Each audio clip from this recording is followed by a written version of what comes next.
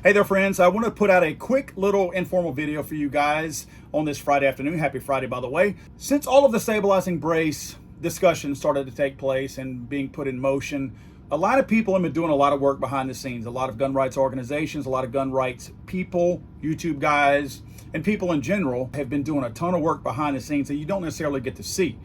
Well, we're getting into that 11th hour of that stabilizing brace ruling, according to the ATF, going into effect at the end of this month of May. This is a letter that our friends over at Gun Owners of America have been working on since January. Since January, guys. A lot of work going into this. What this letter is going to be is essentially it goes to all the leadership in Washington, D.C. And if you don't mind, I'd like to read the letter to you because this, to me, shows a unified front and carries a lot of momentum and a lot of strength with it.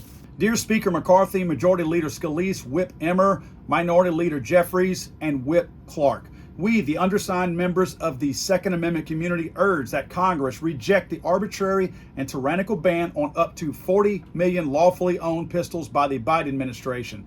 Congress must not sit on its hands while President Biden and the Bureau of Alcohol, Tobacco, Firearms, and Explosives actively usurps the lawmaking process to ban millions of firearms. Prior to the Biden administration, ATF issued numerous interpretive guidance letters approving pistol brace weapons for manufacture, sale, and possession without additional restrictions such as federal gun registration and fingerprinting. For nearly a decade, gun stores sold brace pistols and law-abiding gun owners added them to their collections and home defense setups.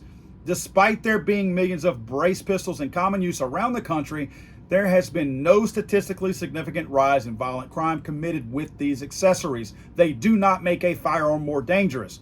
Firearm stabilizing braces were originally designed to help Americans shoot firearms that would otherwise be unable to hold or aim. Braces now allow countless Americans with disabilities or those who lack the body strength the ability to shoot the best defensive firearms in a controlled manner.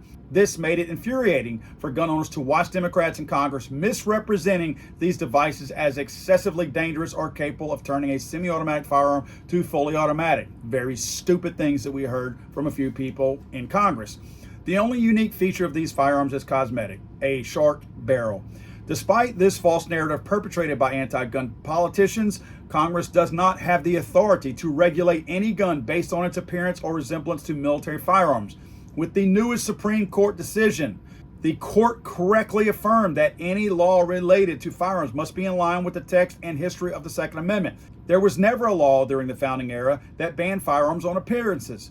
The Second Amendment provides the federal government a clear mandate. The right of the people to keep and bear arms shall not be infringed. Congress must therefore take threefold action to protect the American people against President Biden's unconstitutional gun ban.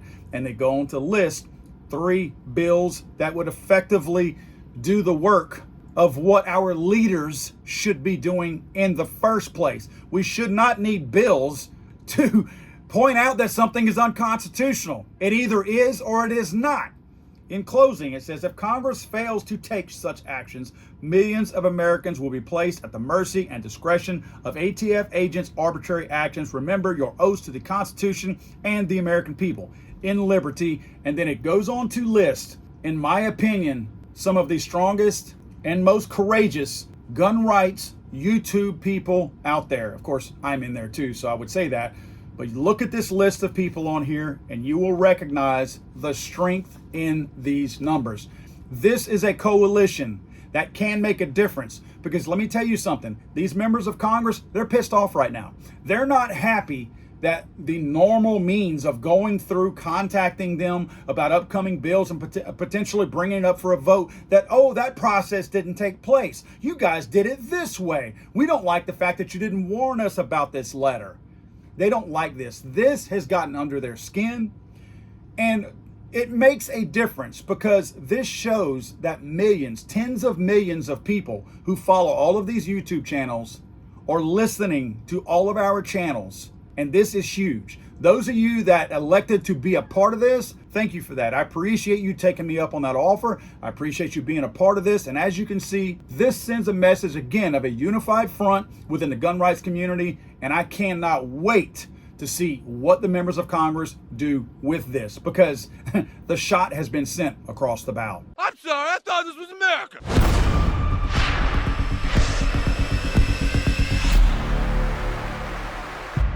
sabemos.